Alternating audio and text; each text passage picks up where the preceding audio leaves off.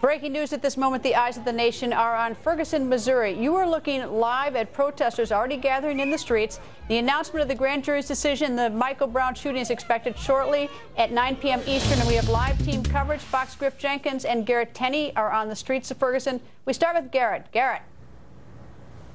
Yeah, Kurt, I can tell you here at the Unified Command Center in Ferguson, just this last hour, there's been a significant pickup in activity. We've seen a couple Humvees from the National Guard pull in, as well as just a couple of minutes ago, a fleet of ambulances that pulled in. We've also seen a fleet of about 10 to 15 state highway patrol cars that zipped out of here just in this last half hour as well. So police, it really is, you can see they're gearing up for any protests that do happen and any unrest, but they are keeping it low key. Last time we saw the police, they were set up all throughout this parking lot, and you could see everything they had at their disposal. This time, the entire setup is behind these buildings, out of the public view, rather than, the hope is just not to agitate any protesters that are already on edge. And police are hoping that will continue. Well, you can see that video in Ferguson. Things are picking up here in Ferguson and really across the entire St. Louis region. Greta?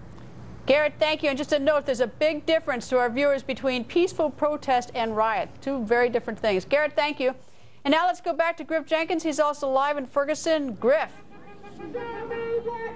Greta, we are here at the Ferguson Police Department, and we can see across the street a gentleman sort of antagonizing the police, but really exercising their First Amendment. We've seen nothing but peaceful protests. You made that point, but it is also a message against the police, and regardless of that decision, they plan to be here, and they hope for it to be peaceful. We even have mothers out here like Yvette. Yvette, why are you out here? I am out here for justice, for all the mothers who have lost their sons. I lost mine. I'm out here for Mike Brown, for Leslie McFadden. She lost her son, Mike Brown.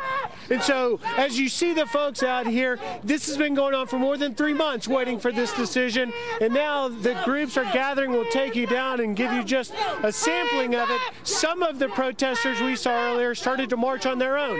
One difference is they're trying to be a little more secret about their movements. We saw them on West Florissant, where we were on Friday night. Now we're about a mile away in front of the police department. We'll take you over now and show you what's going on.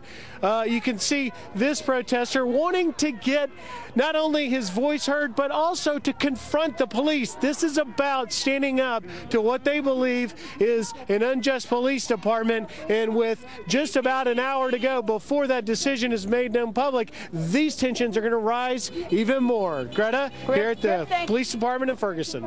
Griff, thank you. And coming up, more breaking news from Ferguson. Our coverage continues next.